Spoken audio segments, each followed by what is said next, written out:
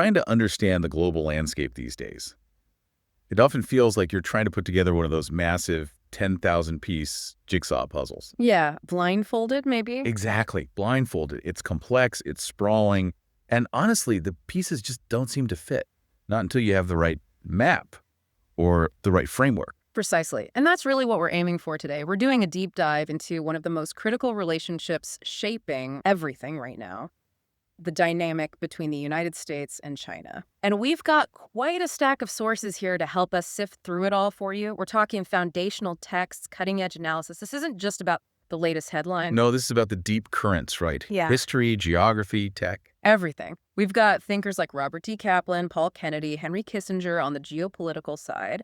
Then you've got Kai-Fu Lee, Max Tegmark on AI and technology. And we're not shying away from the tough stuff either. Grim scenarios from Annie Jacobson on potential conflict, perspectives from Noam Chomsky. It's a broad range. It is. Our mission here is to pull out the most important nuggets, the key insights from all this material.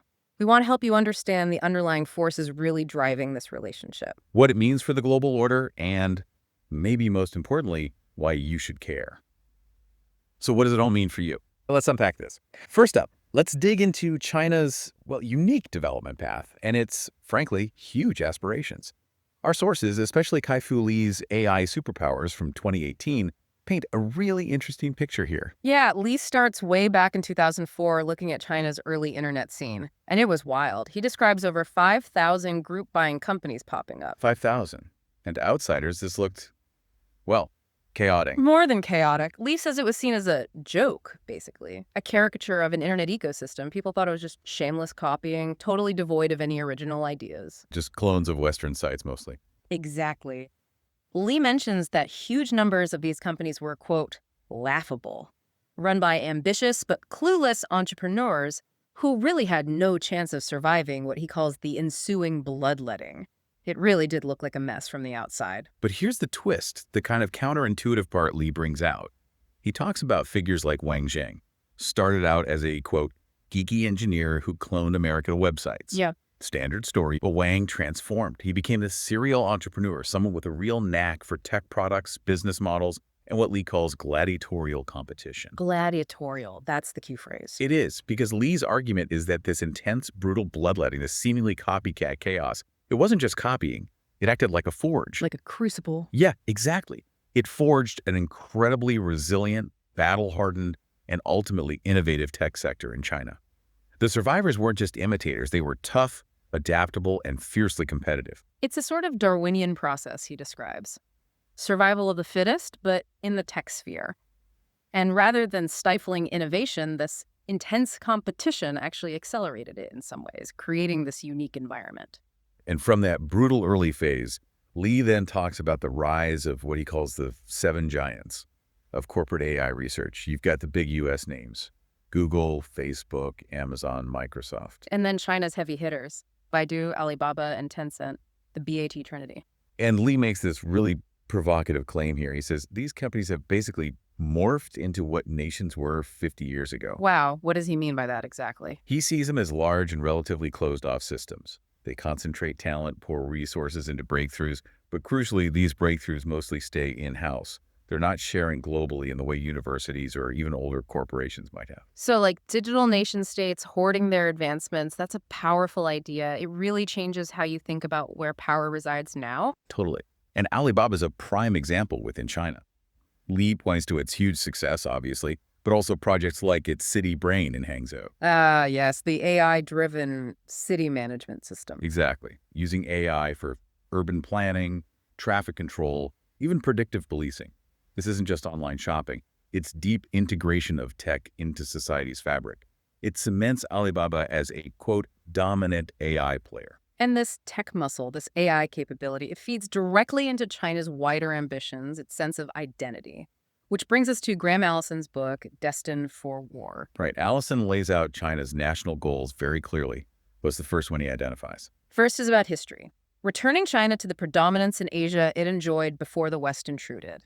There's this deep sense of historical grievance, of wanting to restore a perceived natural order. That's huge. Restoring predominance. That has massive implications for the region. Absolutely. And tied to that is the second goal, reestablishing control over the territories of Greater China. This means Xinjiang, Tibet, Hong Kong, and the really big one, Taiwan. The flashpoint. The flashpoint. Third, Allison says, is recovering its historic sphere of influence along its borders and in the nearby seas. Basically, getting the kind of deference great powers expect. And Finally, commanding the respect of other great powers in the councils of the world. So, restoration at home, control over claimed territories, regional dominance, and global respect. These aren't just wish list items. They're seen as core national imperatives. And Allison argues that underpinning all of this is a kind of civilizational creed, this view of China as the center of the universe. He points to the words Zhangguo. Middle Kingdom. Right. And he stresses it doesn't mean middle between other kingdoms. It means the center of everything between heaven and earth. That's a profound worldview. It really is. And Kai-Fu Lee echoes this. He summarizes how Chinese officials think, saying they recall a world in which China was dominant and other states related to them as supplicants to a superior as vassals came to Beijing bearing tribute. Like a return to that historical hierarchy. Exactly. And Xi Jinping's promise of no more weakness, no more humiliation, it taps directly into that historical narrative. It's a declaration that the century or so of perceived weakness is over. This long-term vision, this drive, Yeah. it connects directly to what Michael Pillsbury talks about in the 100-Year Marathon. He posits this idea of a, quote, secret strategy to replace America as the global superpower. That's a very controversial thesis, of course. It is. But Pillsbury also makes another critical point, one that resonates with other sources. Historically, U.S. intelligence on China has been not great. Yeah, he brings up a 1980 memo from Michel Oxenberg to Brzezinski warning about the potential for massive intelligence failures regarding China, similar to what happened with Iran before the revolution. And this wasn't a one-off concern. You mentioned James Lilly, former U.S. ambassador. Lilly testified to Congress in 96, reminding them of Sun Tzu's famous advice, when capable, feign incapacity. Basically, pretend to be weaker than you are. Play possum. Pretty much. And Lilly admitted regretting that the U.S. learned a decade too late about internal documents from the Tiananmen era that showed how close China might have come to a democratic shift, how close the protests were to potentially removing the government. So the takeaway seems to be a consistent pattern. The U.S. underestimating or misreading China's internal dynamics, its capabilities, maybe its long-term goals, often just accepting the image Beijing wanted to project. That's certainly the argument Pillsbury and others make. And it has huge implications for how the U.S. has engaged or maybe misengaged with China over decades. Okay, so we've got China's internal engine, this unique tech development fueled by intense competition linked to deep historical ambitions and a specific worldview. But to really get the full picture, especially the U.S. perspective and the constraints on both powers, we need to talk geography. The constants, the things that don't change much. Exactly. Robert D. Kaplan's The Revenge of Geography is essential here. He takes us back to Halford Mackinder and his heartland theory from way back in 1904. Mackinder's core idea, writing over a century ago, was that European civilization was fundamentally shaped by its struggle against invasions from Asia, from the east. Europe's geography, mountains, valleys, peninsulas, provided some defense against the immense and threatening flatland of Russia to the east, as Kaplan puts it. And Mackinder identified this pivot region, the core of world politics, as that huge chunk of Eurasia that ships couldn't reach. In the past, it was open to horse nomads. In his time, railways were starting to connect it. This landmass, the heartland, was key. Control the heartland, control the world island, Eurasia and Africa. Control the world. That was the basic idea, right? That was the distilled version, yeah. And it sets up this classic geopolitical tension. Sea power versus land power. We see this pattern throughout history, right? Athens versus Sparta, Venice versus inland powers, Britain versus continental Europe, and crucially, the U.S. and its maritime allies versus Russia or potentially China as land powers. Kaplan highlights this contrast. He suggests the sea offers a kind of inviolate border security, which allows liberalism and democracy to flourish more easily. Think Britain, the U.S. land powers, like Russia, historically face constant threats across open borders, leading to more centralized, autocratic defensive states. Which brings us to Kaplan's central thesis, the revenge of geography. He argues that geography is the fundamental backdrop to all human history. Maps aren't just lines. They're the spatial representation of humanity's divisions. And realism, in his view, means recognizing the blunt, uncomfortable, and deterministic truths of geography. Tech changes, ideologies change, but mountains and oceans, they pretty much stay put and continue to shape behavior. It's a grounding perspective. And fascinatingly, these century-old ideas are still echoing in modern strategic thought, particularly in Russia. Alexander Dugin. Yes, Dugin's Foundations of Geopolitics is hugely influential in some Russian circles. He talks about Russia's planetary mission to be the center of a new Eurasian empire. His vision is about creating a continental harmony centered on Eurasia, with the priority of the East, explicitly as a counterweight to Western sea power. It's Mackinder updated for the 21st century, with a distinctly Russian nationalist flavor. But Kaplan also sounds a note of caution here, doesn't he? About how these geographic ideas can be twisted. He does. He points to the tragic perversion of Mackinder's ideas by Karl Haushofer and the Nazis, their concepts of Lebensraum, or living space. As Robert Strauss-Hupé detailed, geopolitics became a dangerous tool. It shows how powerful ideas, especially grand, sweeping ones about geography and destiny, can be misused to justify aggression. A critical warning. And this ties into Russia's situation after the Soviet collapse. Kaplan points out that in 1991, Russia shrunk dramatically back to its size before Catherine the Great. A huge contraction, geographically and psychologically. And Kaplan argues this triggered a new cycle of expansion, driven by this feeling of intense geographical vulnerability. He quotes Russian officials at the time saying things like, "Geopolitics is replacing ideology." Andrei Kozyrev, the foreign minister, and Gennady Zyuganov, the communist leader, explicitly saying Russia needed to restore control over the heartland.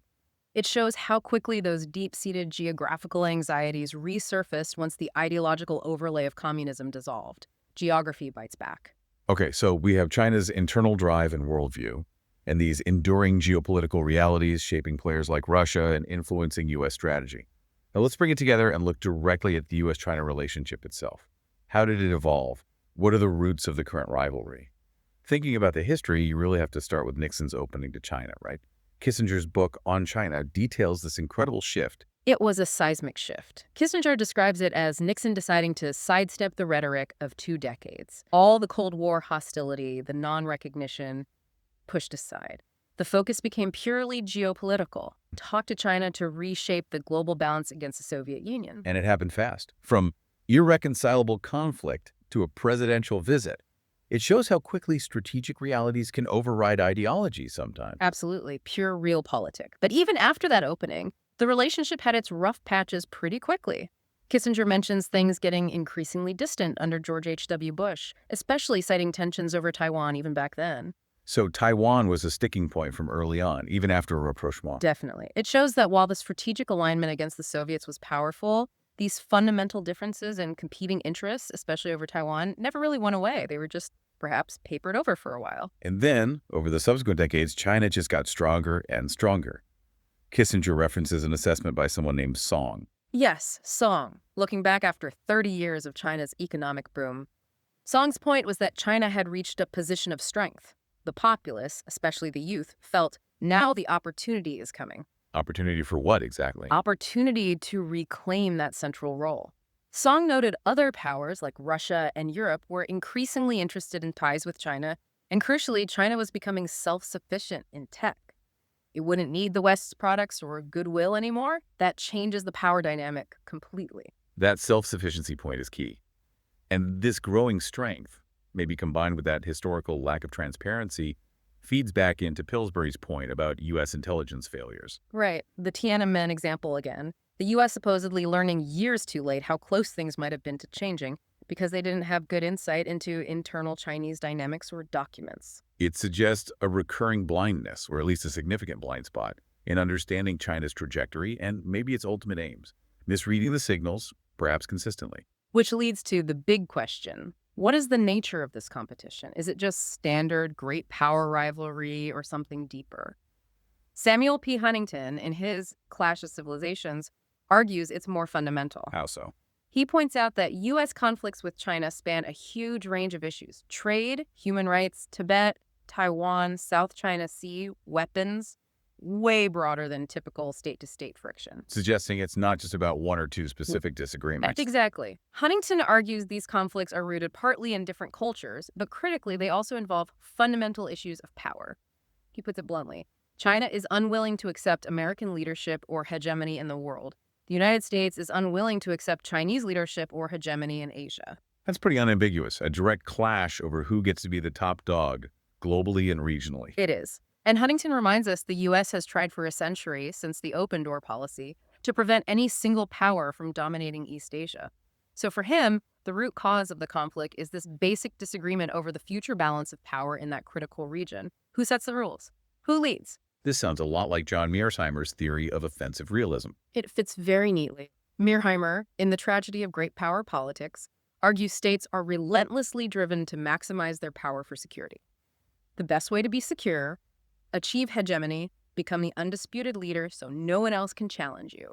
So states inherently act offensively to gain power. In Mearsheimer's view, yes, it's not about good or bad intentions. It's about the structure of the international system forcing states to compete ruthlessly for power.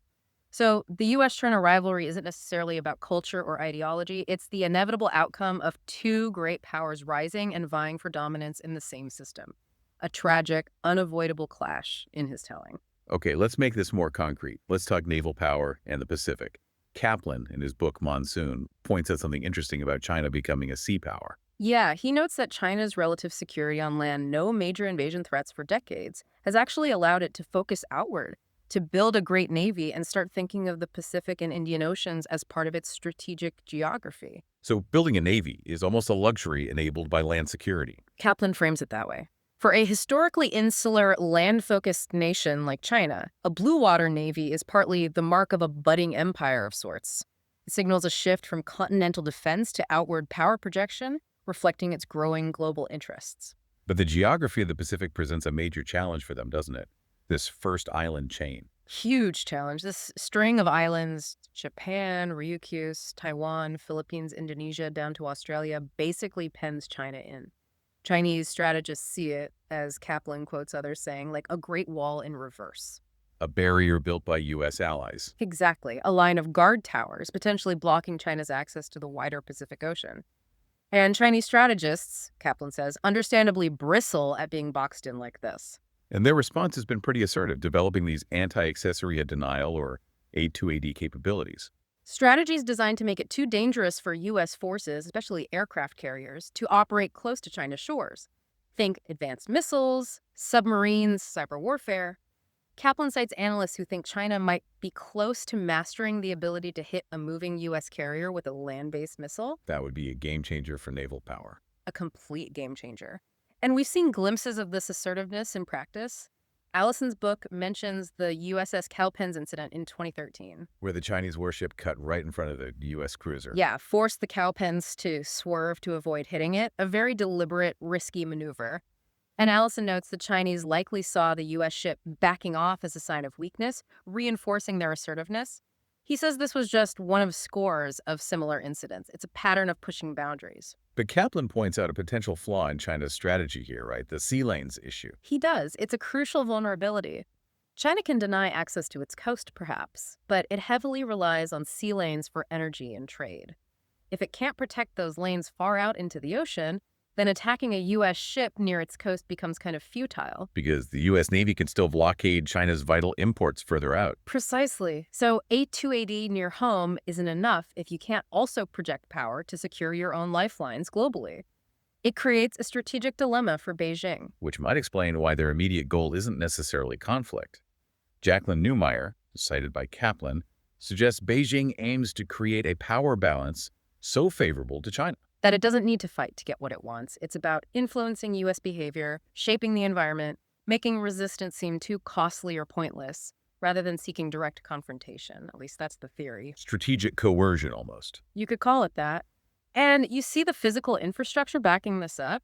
Kaplan points to that massive naval base on Hainan Island with underground submarine pens. Right, for nuclear and diesel subs. That's not just about influencing. That's a major assertion of power, almost like claiming sovereignty over the South China Sea, similar to the U.S. Monroe Doctrine in the Americas.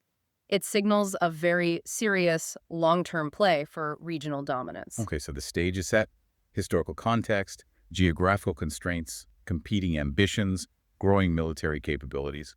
Let's zero in on the specific flashpoints and vulnerabilities that could shape the future.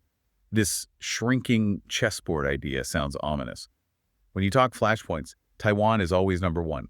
Kaplan calls Taiwan and North Korea the hinges for the balance of power in Eurasia. It's that critical. Absolutely central. And the U.S. commitment has been tested before. Allison brings up the 1996 Taiwan Strait crisis. China was conducting missile tests, acting aggressively. And the U.S. sent 2 aircraft carrier battle groups. And they did, the Nimitz and the Independence, a very strong signal, and China backed down. But Allison notes that episode also taught U.S. planners about China's propensity for aggressive brinkmanship and how easily an accident or miscalculation could spark a war. So fast forward to today. The U.S. is still actively involved in Taiwan's defense. Yes. Kaplan mentions the U.S. providing Taiwan with advanced Patriot air defense missiles, sophisticated communication systems. It's tangible support meant to bolster Taiwan's ability to defend itself and signal continued U.S. commitment. And thinking about current leadership, Bob Woodward's book, War, while focused elsewhere, kind of hints at President Biden's approach, maybe applying here too. This big hugs, little punches idea with allies. It's plausible to extrapolate strong public support for Taiwan, big hugs, combined with maybe private counsel urging caution and de-escalation, little punches. A way to show resolve without recklessly stumbling into conflict. It's a very fine line to walk. Beyond the military, there's the whole economic dimension. Huge interdependence, but also vulnerabilities on both sides. Peter Zion argues China's system is actually quite fragile internally. Yeah, in Disunited Nations, Zion suggests China's politics and finances are borderline explosive. He sees China's success as basically achieving economies of scale by unifying its historically fractured geography into one economic zone. But that unification is under strain. And contrasting that potential fragility, Zion points to a huge American advantage: shale energy. The second shale revolution, as he calls it in the Absent Superpower. He argues this fundamentally reshapes global geopolitics for decades because it gives the U.S. energy independence, freeing it from reliance on global markets in a way no other major power enjoys. He gets specific about the geology too, right? Why North America has this unique advantage. He does. North American shale is mostly marine shale, easier to frack, more productive. A lot of the shale elsewhere is lacustrine, lake-formed, much harder and more expensive to exploit with current tech. So it's not just that the U.S. has shale, it has the right kind of shale. And this gives U.S. energy companies more flexibility than state-owned ones. Exactly. U.S. companies are driven by profit, shareholder value. They can walk away from risky projects or political hotspots if the numbers don't add up. State-owned companies often have to be there for national strategic reasons, even if it's uneconomic or dangerous. This makes U.S. firms potentially more reliable partners for countries just wanting efficient energy production. But Zion adds another layer of challenge for China, and many other countries too: demographics. Oh yeah, the demographic time bomb. He points out that only American baby boomers really had large families compared to their peers in other developed nations. This means many countries, including China, are facing a depopulation crisis. And for China, it's particularly severe. Zihan predicts China will see population decline unparalleled in speed and depth by any peacetime event, with the singular exception of the Black Plague. That's a dramatic statement, but it highlights the scale of the challenge. Yeah. Fewer workers, fewer consumers, massive aging population. It fundamentally impacts long-term economic dynamism and military potential. And on top of demographics, there's the financial side. Ray Dalio's work on world orders links major power shifts to debt crises and currency devaluations. Right. Dalio, in Principles for Dealing with the Changing World Order, emphasizes how chronic large devaluations, often triggered by unsustainable debt, can lead to a loss of reserve currency status and a major shift in global power. It's a framework to watch, especially for economies that have relied heavily on debt-fueled growth, another potential vulnerability. So internal fragility, demographics, energy shifts. Now let's widen the lens again to that broader Eurasian chessboard. Paul Bracken's idea, cited by Kaplan, about Asia becoming more claustrophobic and volatile. Yeah, Bracken's point is that growing populations and longer missile ranges are shrinking the effective space in Asia. More weapons accumulating, but without strong, stable alliance structures like NATO and Europe during the Cold War. It's a recipe for instability. Kaplan calls it a shrinking Eurasian chessboard. Regional lines are blurring, powers are bumping up against each other more directly. And into this volatile mix, Bracken introduces disruptive technologies. Things like cyber weapons, WMDs, maybe even advanced bioweapons. These aren't about winning conventional battles. They're about undermining leadership, disrupting the status quo. How do they disrupt things specifically? What's the impact on, say, U.S. power projection? Think about it. If a sophisticated cyber attack can shut down a major military base, Or if the threat of a small, localized WMD makes concentrating forces too risky, it erodes the advantage of having those big, expensive forward bases. Makes them liabilities instead of assets. Potentially, yes. It levels the playing field somewhat, allowing smaller actors or those with asymmetric capabilities to pose significant threats. It makes power projection harder, riskier, and could push the world towards a more unstable, multipolar arrangement where conventional dominance counts for less. And the ultimate disruption, of course, is nuclear war. Annie Jacobson's book, Nuclear War, a Scenario. It's chilling. It's terrifyingly detailed. She walks through the mechanics of an ICBM or SLBM attack, the impossible decisions leaders would face in minutes, the sheer catastrophic destruction. It serves as this absolutely essential, sobering reminder of the ultimate stakes when great powers clash. What happens if deterrence fails? Which brings us back to that stark choice highlighted by Chomsky and Polychronia. Exactly. In A Livable Future is Possible, they argue the great powers must find ways to cooperate on shared global threats, climate change, pandemics, nuclear proliferation, or the future is just too grim to contemplate. It's a fundamental reality check that needs to underpin any discussion of specific rivalries, cooperation or catastrophe, basically. Now, within this complex picture, Russia remains a key player, especially in Central Asia, a region both China and Russia see as vital. Very much so. Kaplan notes Russia's ongoing ambition to rebuild influence in its near abroad. But Central Asian states themselves have agency. They can play Moscow and Beijing off against each other to some extent. And I've been investing heavily there. Hugely. Kaplan mentions $25 billion in Chinese investment, including massive infrastructure projects like a highway across Kazakhstan. This deepens China's economic footprint right in Russia's traditional sphere of influence, creating another complex dynamic in the relationship between those two powers. Are they partners, rivals, or both? And we can't forget India, another rising giant with its own ambitions and concerns, especially regarding China. Absolutely. Kaplan discusses India's historical vulnerability from invasions coming through the northwest near Central Asia and the Persian-Afghan plateau. This history shapes its strategic outlook. And its modern ambition.